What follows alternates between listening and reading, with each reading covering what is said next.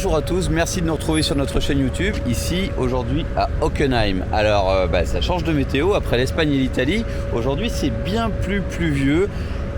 Ça risque de compliquer les choses puisque ça fait ça fait même plus d'un an qu'on n'a pas chaussé les pluies.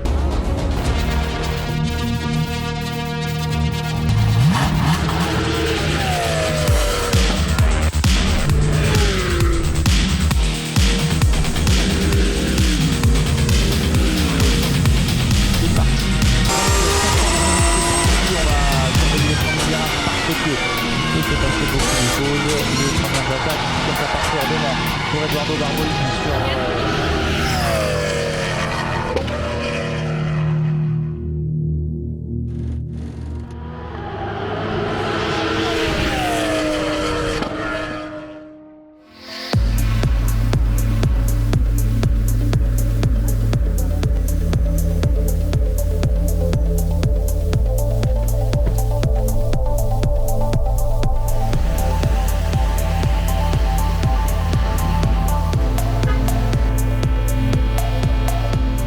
Première journée de course à Hockenheim et la première journée c'est toujours hyper chargé. Le briefing, les essais qualifs et une course en fin de journée. Ce qui fait qu'on va pas beaucoup vous présenter les lieux, enfin peut-être entre deux événements de la journée, mais c'est un super bel endroit. On sent qu'on est au milieu des voitures allemandes sur leur pays.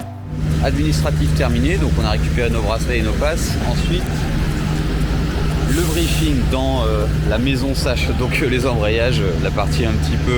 alors ça fait pas très racing, mais à savoir que Sache est quand même bien impliqué dans la course. Il y a du monde, il y a de la 992, il y a pas mal d'engagés. Là c'est l'heure des essais privés, donc on enfile la tenue et puis je crois que là on va rentrer vraiment dans le vif du sujet. Tenue de pilote partiellement enfilée, rendez-vous dans les box, pluie ou pas pluie.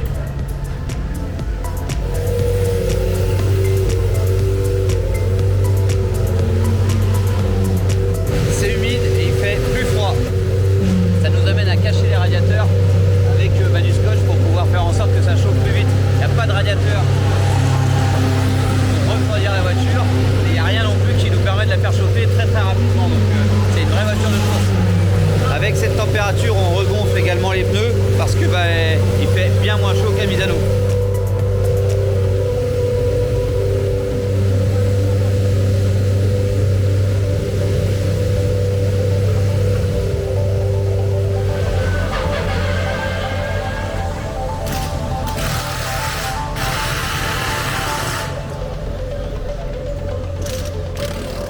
Découvrons ce circuit ensemble.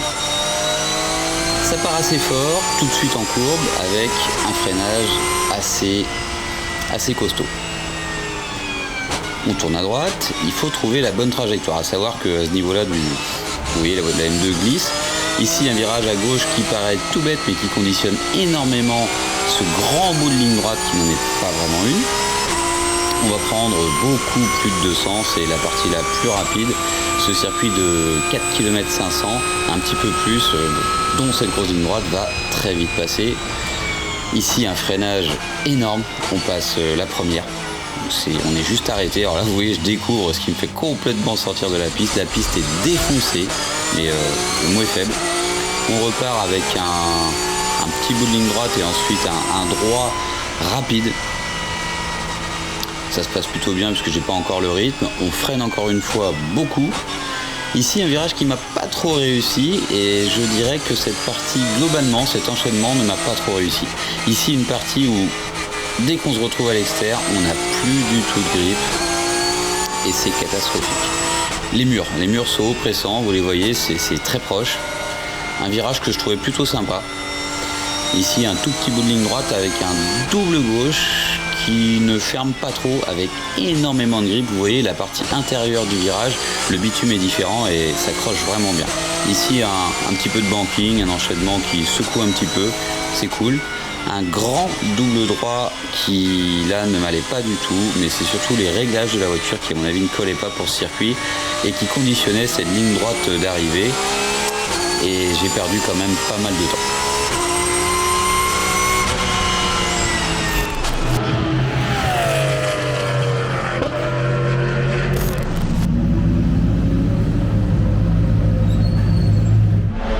l'impression à chaud, mais sur des œufs. Alors, toujours intéressant, découvrir un nouveau tracé, c'est génial, mais je sais pas pourquoi, aujourd'hui, j'ai l'impression que les murs sont bien plus proches que d'habitude. La piste est humide, le bord de piste est hyper gras, puisqu'hier, il a plu quasiment toute la journée sur le track day, ce qui fait que là, en slick, on n'a pas chaussé les pluies, on s'est dit que pour faire une découverte, mais aussi roder les freins qui sont tout neufs, et aussi vérifier que tout va bien après la touchette de Midano, on s'est dit que c'était bien d'aller avec un rythme régulier et il ne peut plus. Donc la piste sèche, entre mon manque de connaissance de la piste et la voiture qui n'était pas préparée pour la pluie, on est un petit peu à la rue, mais on est toujours content de découvrir un nouvel endroit.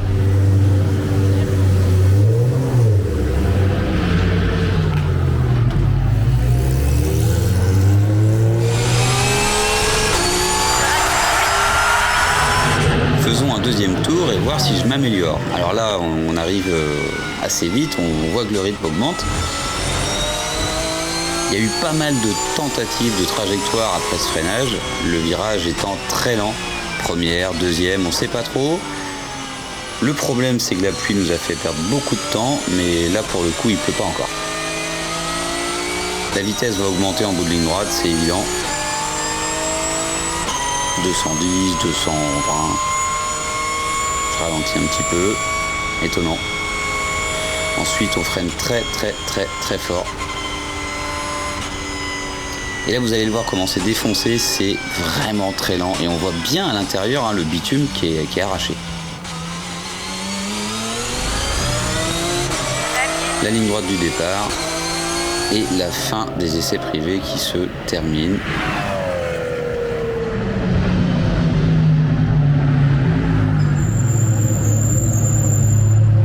Deuxième manche d'essai qualif, et on a fait quelques réglages et peut-être quelques erreurs puisque la piste est très séchante.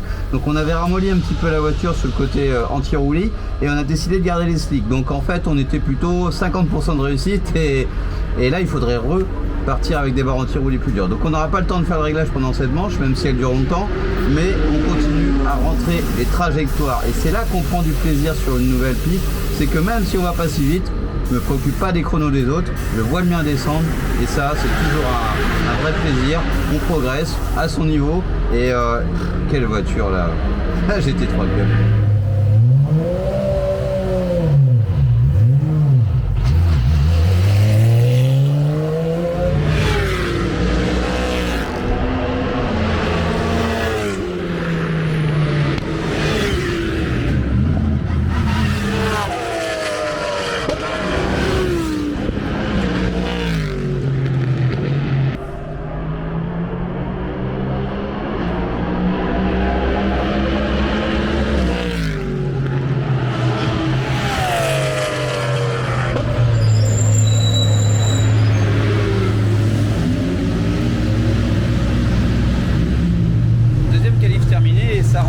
Ça rentre les trajectoires. Et pour les petits côtés techniques, puisque là on a le temps de vous montrer, on a enlevé toutes les bandes, ça y est, la voiture est à température et on nous a signalé, puisqu'il y a eu les vérifs techniques, on ne peut pas vous montrer tout aujourd'hui parce qu'on n'a pas de mécano, on est encore tout seul, moi et Manon, avec un petit coup de main de l'équipe de Proto à côté, et de Monoplace pardon, et merci encore à eux, c'est vraiment sympa. Donc on a rajouté l'étiquette l'indice de remorquage, en fait, l'endroit où on peut tirer le crochet, puisque après la peinture du pare-choc chez Design, on n'avait pas eu le temps de la remettre. Donc ça y est, c'est en place, on vient de faire le refueling, on a remis un petit peu de carburant pour attaquer les deux manches qualification qui commencent dans 1 heure, et on a des pneus tout neufs. Alors là aussi, un petit dilemme, est-ce qu'il fallait prendre 4 pneus neufs en pluie ou 4 pneus neufs en slick? On a choisi les slick. S'il pleut, on fera avec les vieux. Ici, vous avez les pluies d'occasion, ça se voit un petit peu. Alors ça tient très longtemps, on n'est pas obligé d'en rajouter, d'en racheter régulièrement, puisque sauf si on se loupe et on roule sur le sec, c'est assez endurant. Les pneus slick, tout neuf, de chez tout neuf pour attaquer les qualifs. Et les vieux pneus de récup ici qui serviront pour attaquer la prochaine course à condition qu'il fasse beau. Merci également au Team Vortex qui sont juste à côté et qui nous apportent également des petits coups de main. C'est pas grand chose, mais c'est toujours agréable. Merci beaucoup. Un petit rappel pour le côté technique, il y a du technique à fond aujourd'hui. Ici, nous sommes à l'arrière de la voiture. Alors ce que vous voyez ici, c'est une grosse conduite qui vient refroidir les freins qui sont juste à côté. Mais là on a la barre anti-roulis, donc j'en ai parlé parfois, mais le réglage se fait ici, c'est assez simple. C'est une barre anti-roulis à couteau. Pour ceux qui connaissent un petit peu la mécanique, ça n'a rien à voir avec une barre anti-roulis traditionnelle. Il n'y en a jamais sur une voiture de route.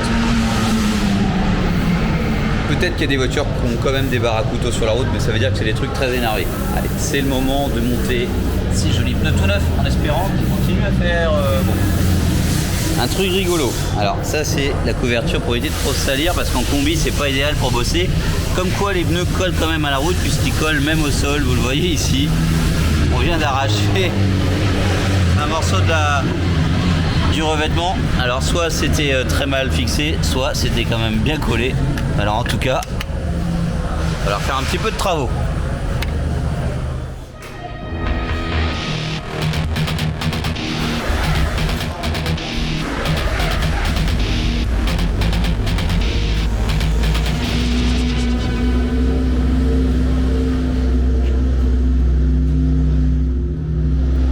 La voiture est prête, on a fait les petits ajustements et un ajustement important, remettre du liquide de refroidissement parce que malgré les 2 ou 3 démarrages au garage, il en manquait encore un petit peu et quand je dis un petit peu, on a remis 2,5 litres. Bon là-dedans, on a mis je sais pas combien de bidons pour avoir le plein, mais plus de 15 litres, ça m'étonnerait même pas.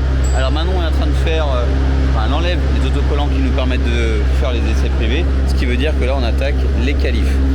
Bonne ou mauvaise nouvelle, tout a été avancé. On fait 2 courses aujourd'hui, ce qui fait que demain on aura juste la course longue de 50 minutes. Donc autant dire que ça s'annonçait déjà bien condensé aujourd'hui. Ça va être la course, excusez-moi pour le mauvais jeu de mots. Mais alors 12h30 les qualifs, 15h30 la course 1, 19h la course 2. En espérant que la météo se maintienne. On parle beaucoup de météo, mais ici tout le monde se regarde, tout le monde attend de savoir ce qu'on va pouvoir monter comme pneu et ce qui va aller vite. Là on part comme s'il allait faire beau toute la journée, on est optimiste.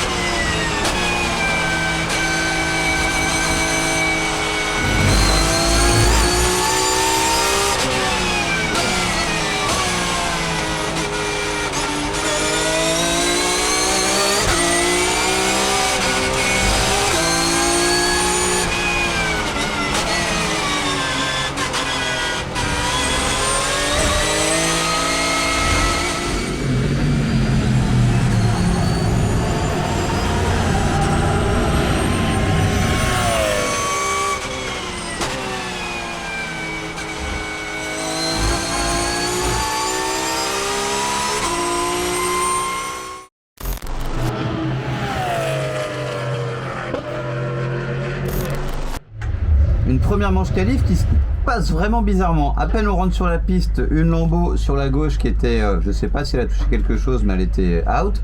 Et on a refait quelques tours, je fais mon meilleur chrono, 1,45, drapeau rouge. Une Corvette était a priori en panne. Donc le chrono est arrêté pendant les qualifs, ce qui fait que ça ne nous pénalise pas. Mais par contre, pour gérer un petit peu la pression des pneus, c'est compliqué puisqu'on est parti avec une pression plutôt haute, étant donné qu'il faisait assez... Il commençait à faire beau. Mais là, ça y est, vous le voyez ici, c'est grand soleil. Donc ça va être compliqué à gérer quand même. Mais on se marre toujours bien.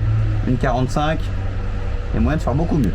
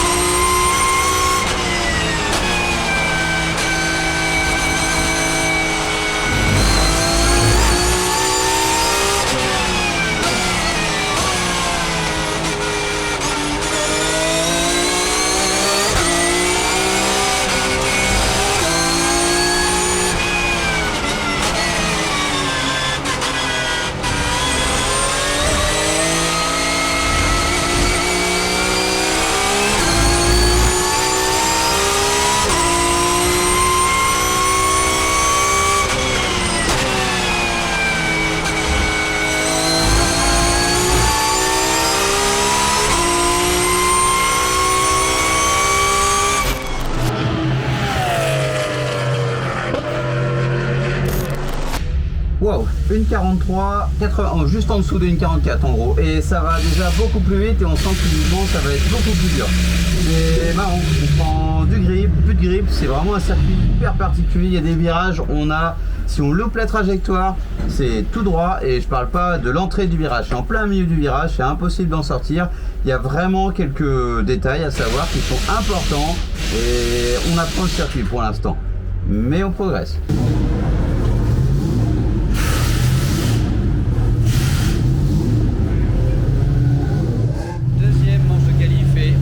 Vraiment pas mieux, on est en dessous les 1,45, je connais pas encore les chronos des autres, mais bon, là c'est la pause, on va se préparer pour la première course, la course 1 de 20 minutes, à 15h30 en milieu d'après-midi donc.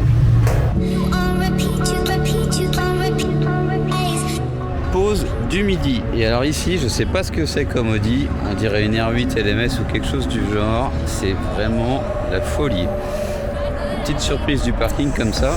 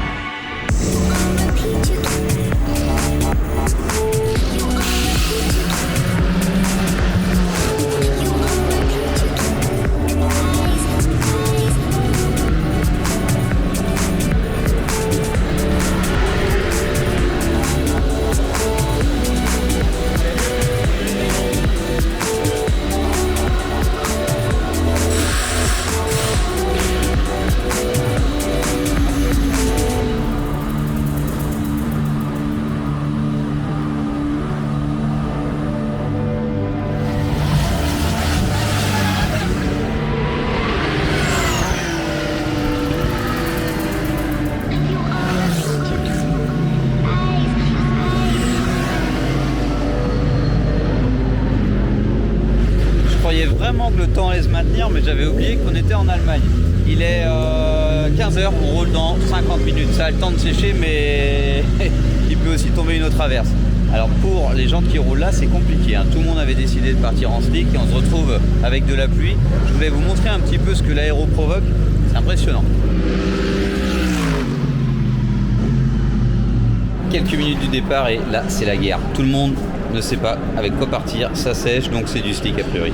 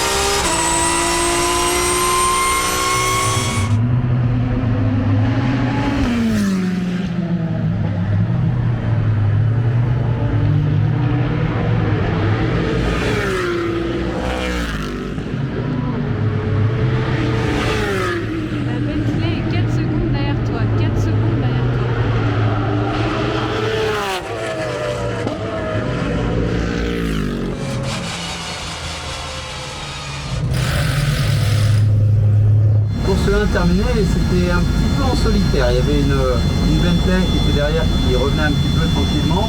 Et puis devant, ça s'est... Allez, 2-3 tours c'était sympa et en fait après ça s'est vite envolé.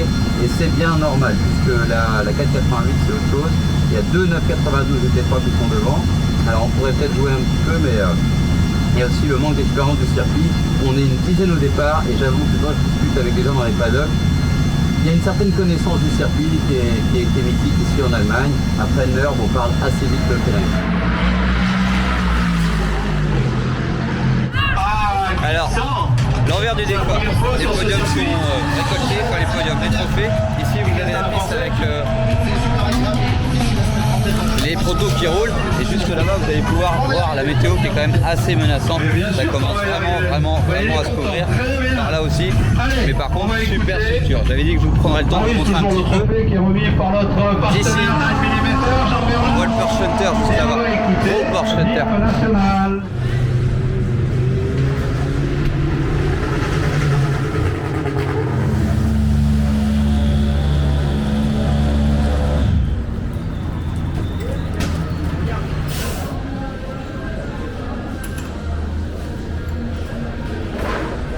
Le dilemme continue et à juste titre, la pluie s'est re-invitée, donc c'est à peu près la 3e fois aujourd'hui. C'est reparti. Donc on roule dans 1 heure, on espère que ce soit sec.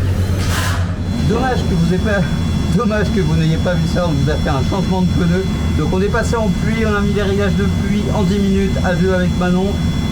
Bon, on espère que ça va marcher puisqu'il ne pleut plus, mais par contre c'est hyper gras, il est presque 19h15 je crois, et c'est pas à cette heure-là que ça va sécher. Et d'ailleurs, ma tenue n'est toujours passée depuis la course de tout à l'heure. Cette fois, nous sommes à Hockenheim sous la pluie allemande qui ne nous fait pas de cadeau pour l'instant. J'espère, si on a peu d'espoir, de la voir s'échapper ce week-end. La pluie est annoncée encore demain et dimanche. Et puis la 5e manche aura lieu à Magny-Cours le week-end du 6 octobre prochain. Pole position avec Nigel Bailly. Deuxième ligne Titi Glorieux, Sébastien Najou, 3e ligne Gabriele Marotta, Maxime Mingui, 4e ligne on va retrouver en 7e position Jérémy Faligan, 8e position Grégory Lonier, en 5e ligne 9e position Amaury Bonduel et Olivier Morien, mais comme on l'a annoncé, il nous manque des voitures, Olivier Morien, Amaury Bonduel, Hervé Hubert, Alfredo Hernandez.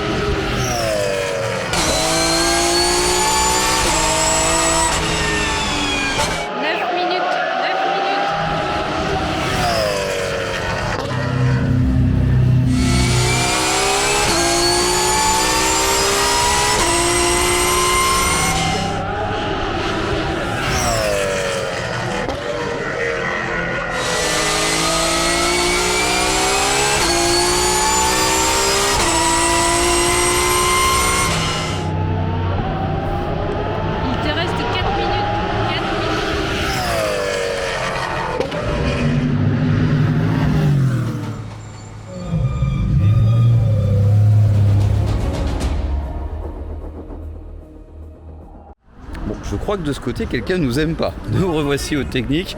Le poids, on est OK. Contrôle de la largeur de la voiture, de tout, de chouette. Enfin bref, on file au podium. On est 3e derrière les 992. Bon, la pluie, manque d'expérience. Vous allez rigoler pour un breton, mais manque d'expérience.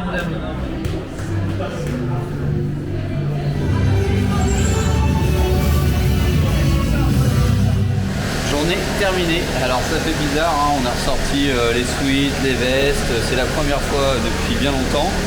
Rendez-vous demain à 11h30 pour la course de 50 minutes.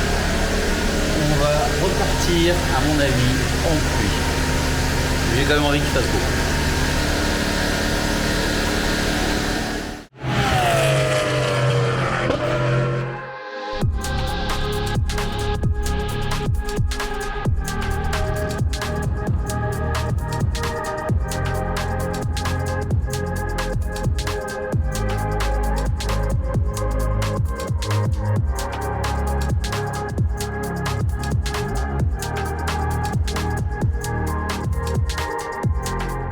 Nous voici de retour pour la deuxième journée de course d'Ultimate Cup Series à Hockenheim. On espère que la météo sera plus clémente. Aujourd'hui, une seule course, la course longue de 50 minutes.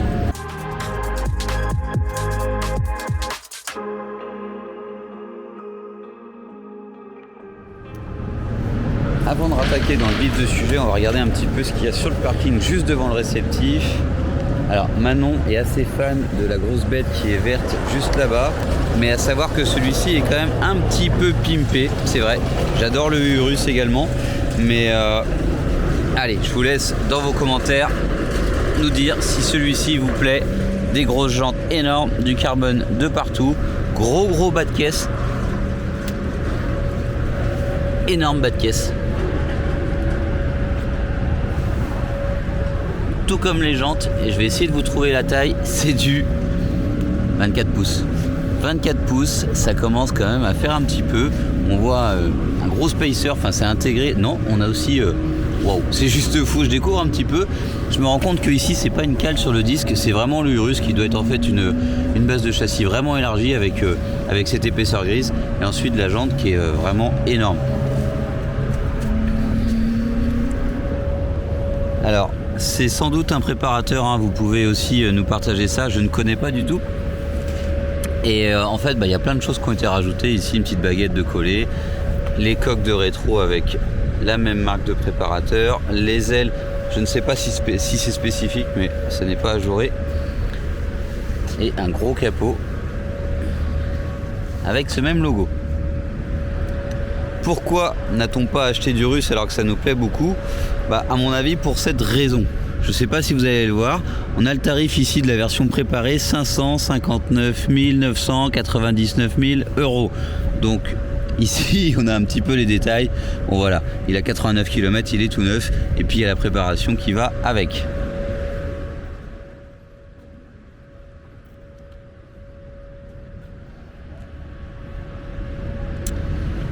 On a de la voiture également de luxe, comme cette grosse Maybach, qui est une Mercedes classe S, vous le savez. Et ici, un très beau classe G.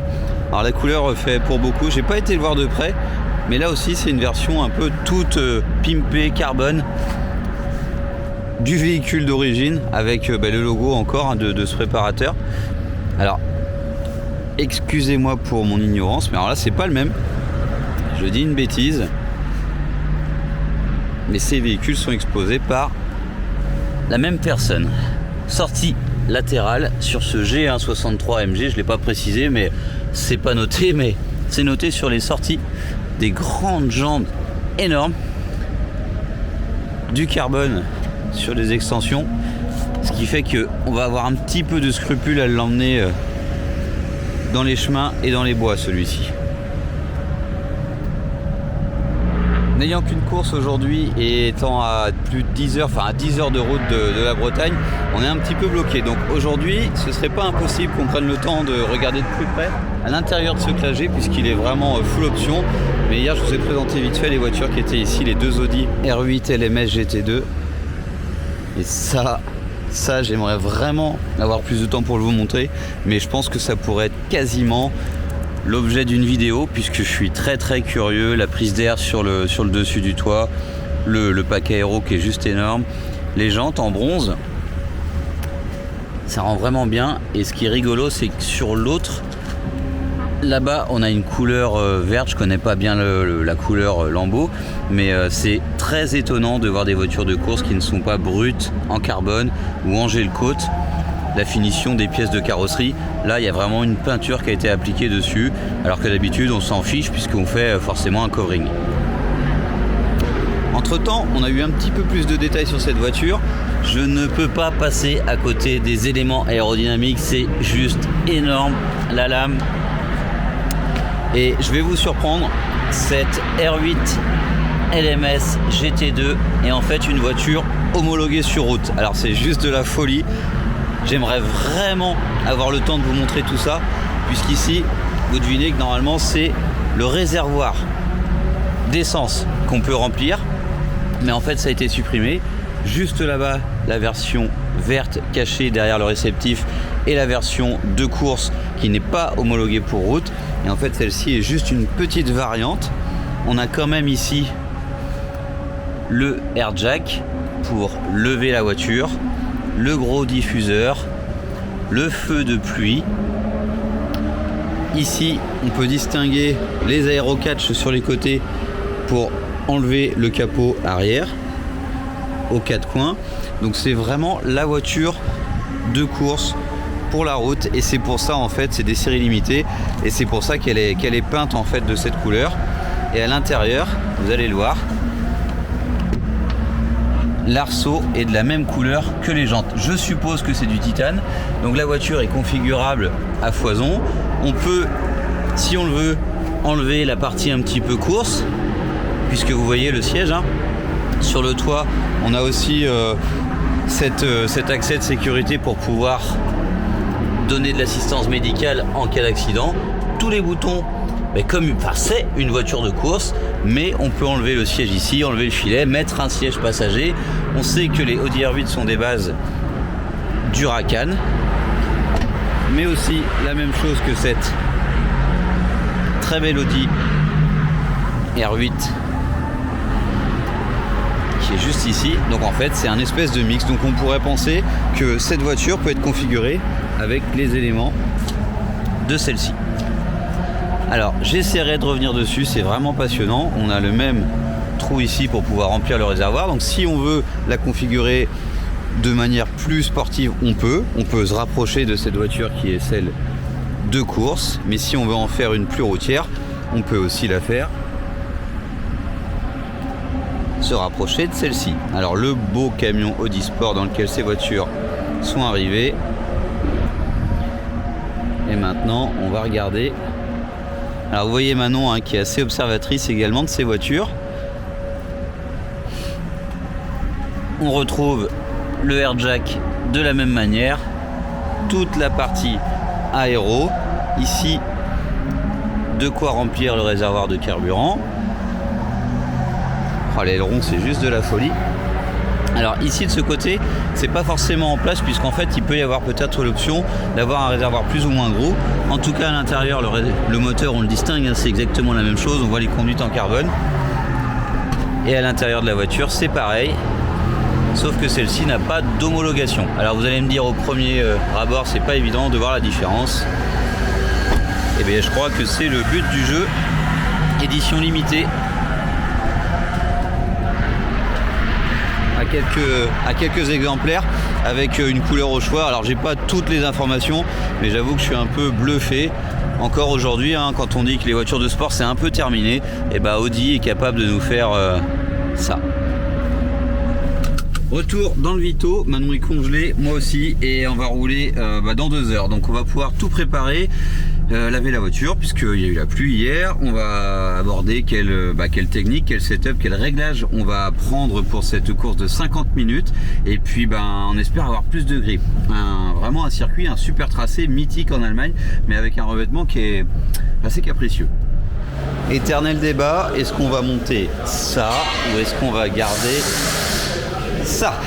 Par contre ce qui est sûr c'est que la voiture est toute sale et on va pas la laisser dans cet état. On va se préparer, mais tout d'abord on va aller chez les voisins de chez Vortex pour se faire payer un café.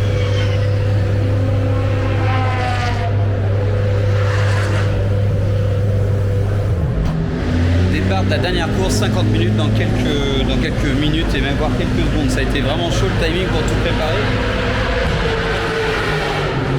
Manque de main d'œuvre, mais c'est pas grave, a priori il fait bon. Donc on a laissé les pluies de côté, on part en slick et parce que si on fait pas de bêtises comme à Misano, on croise les doigts.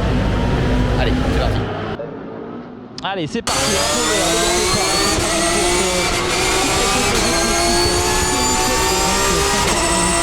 On va surveiller les premiers virages parce que il peut se passer beaucoup de choses. Les premières attaques attaque, en tout cas ça part fort devant pour Edoardo Barbolini sur la Ferrari numéro 3 du team SRNR. Tout va bien, alors attention, on a de la fumée là, on a peut-être une voiture qui a connu un problème, une Porsche. Effectivement, hein, la Porsche du Brett Motorsport. On a eu un petit souci au départ. Nous, on l'a vu depuis là où on est, dans la voie des stands. On a vu Maxime Mingui partir légèrement en dévers au premier virage. Peut-être il a été un peu trop tassé sur le vibreur à l'intérieur et il a perdu toutes les positions qu'il avait sur cette ligne. On va essayer de remonter maintenant. J'ai l'impression que dans le team, on est un petit peu déçus. Bailly qui vient de signer un tour en 1:43 566.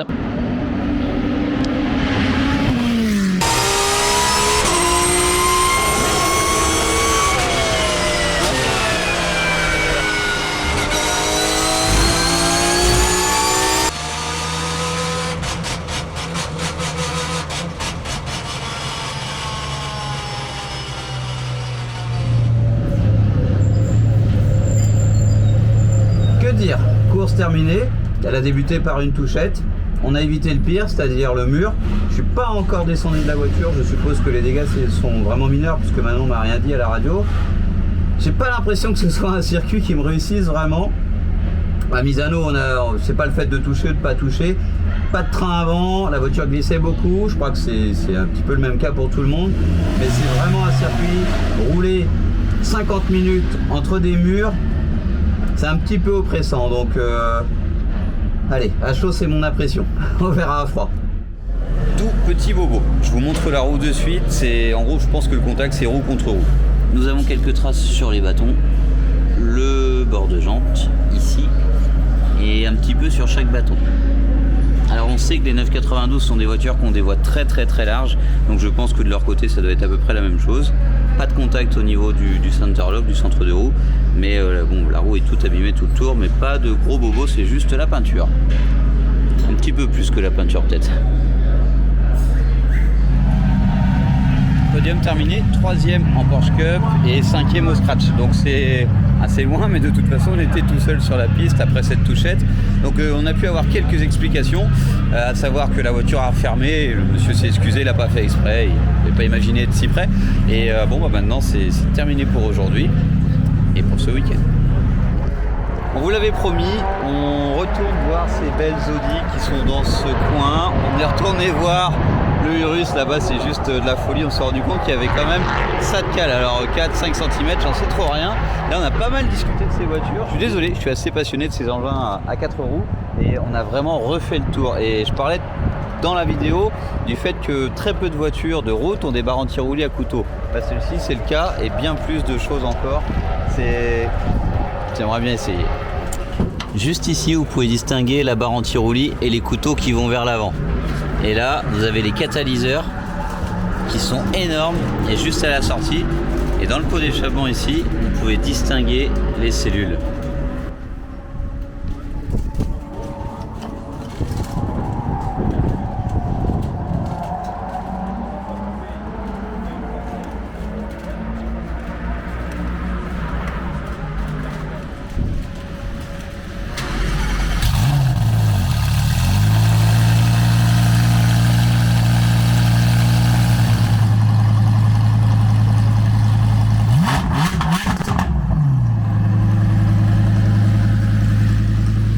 Petite interlude Audi, j'ai pas tous les détails, on a beaucoup échangé avec le propriétaire de la marque Baden Motorsport qui est aussi le propriétaire de toutes ces belles voitures. Mais alors vraiment le son de cette voiture, le V10, alors le V10 c'est une chose, mais aujourd'hui plein de catalyseurs, plein de fabs, plein de choses qui font que ça fait moins de bruit. Là c'est tout en direct avec juste un gros catasport dans lequel on voit les cellules assez grosses et j'ai vraiment adoré l'esprit du côté street légal qui a priori n'est pas street légal qu'en Allemagne, qui serait aussi homologué en fait partout dans le monde. Donc il suffit de configurer sa voiture, pour l'instant il y en a très peu et puis bah voilà, on peut la choisir avec des sièges, sans siège, 2 sièges. Peut-être qu'on aura l'occasion de la revoir sur piste et d'essayer, peut-être d'essayer cette voiture et de vous la montrer. En tout cas, arceau titane, plein de choses, le centerlock. Et on va ranger maintenant nos affaires sur cette ce petit moment de rêve quand même.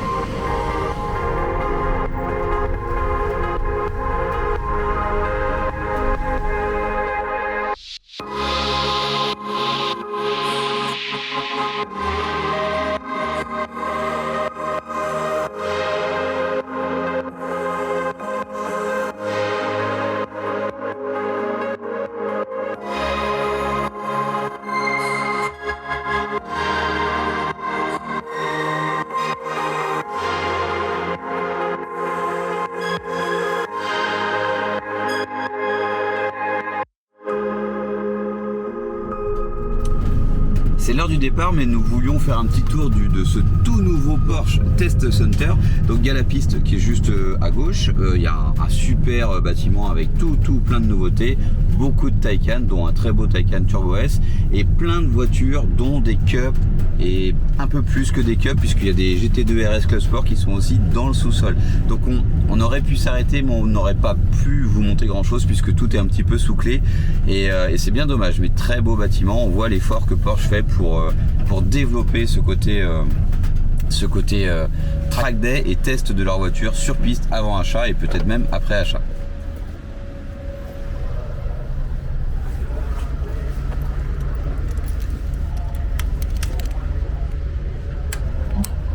C'est l'heure du départ pendant que l'endurance bat son plein. C'est la plus grosse course, la course de 4 heures. Allez, direction la Bretagne. J'espère que cette vidéo vous a plu. Likez, partagez, commentez. Ciao.